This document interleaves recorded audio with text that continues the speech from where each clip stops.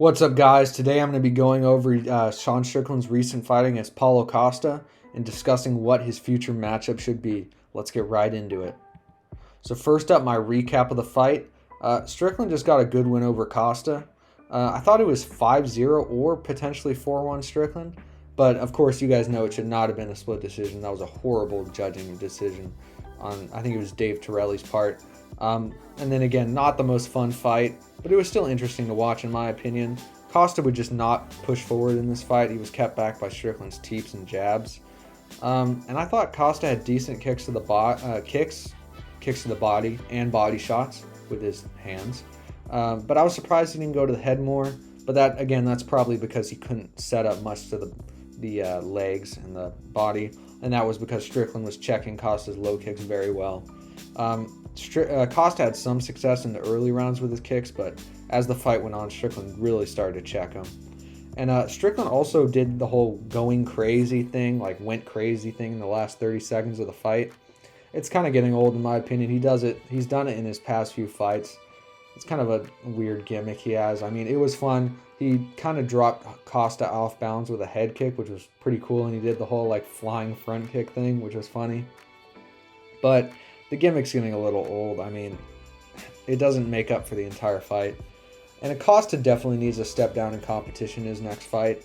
Potentially Roman Dolidze, maybe Anthony Hernandez, Michel Pereira, Cabral, someone like that, just so we can see where his level is at. Because he's been fighting nothing but top guys recently, and he just needs a step down in competition. And here, my thoughts on the fight itself.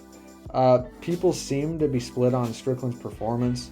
They're either calling him the most boring UFC fighter in history or blaming Costa like entirely for not pushing forward.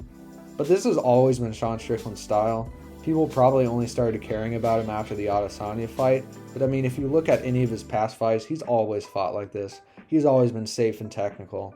And his only real war has been against Dricus du Plessis. And that was because of Dricus, not because of Strickland. I mean, Dricus was the one pushing forward, like attacking constantly. That wasn't Strickland's doing. If Strickland was backing up that fight because he was getting heavily pressured. But other than that, Strickland has always been kind of boring. And I say boring in quotations because I don't really find him boring. I find his fights interesting in a sort of technical, like, display of martial arts way. I know that's funny because he's not really even that technical, but you know what I mean. I think a lot of this negative reaction can be blamed on Strickland himself.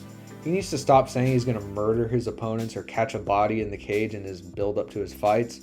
It just sets the expectations so high for casual fans, and then they watch the fight and they're just bored. It's not a very good strategy in my opinion. And his gimmick is getting a little boring. His whole like, I'm trying to get canceled, like outrageous stuff gimmick. I don't know. It's getting a little overboard. I mean, I know he plays it up now. He's been playing it up a little bit more recently. But I think it's getting a little boring. I mean, he's done it. The whole I'm going to bleed for you guys at the press conference, like, it's getting a little boring. But overall, he's still a fighter I'm always going to watch. This is not me hating on him. This is just me telling the truth about him, to be honest. And then finally, what's next for Sean Strickland? Strickland is kind of in a tough spot at the moment. The middleweight division is really clogged up. There's a lot of big fights coming up. Of course, we got Cannonier versus Imavov coming up next week. And if Cannonier wins, it'll be hard not to give him a title shot. He'd be on a 3-fight win streak with a win over Strickland. And of course, an incredibly dominant win over Marvin Vettori and potentially an Imavov win. But I could also see the UFC giving the fight to Khamzat if he beats Whitaker. Khamzat, of course, is a big star, and that would be big for him, big for his career, big for the UFC. A lot of intrigue in that fight, of course. But if Imavov and Whitaker both win their fights coming up, I think Strickland will slip into a title shot, which he deserves if those two guys win, personally. I mean, Imavov already got beat by Strickland not too long ago, a year or two ago.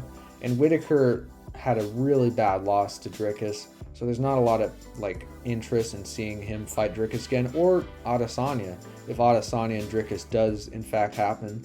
Because, Whitaker's been beaten by Adesanya twice, even if those fights, the second fight at least, was close.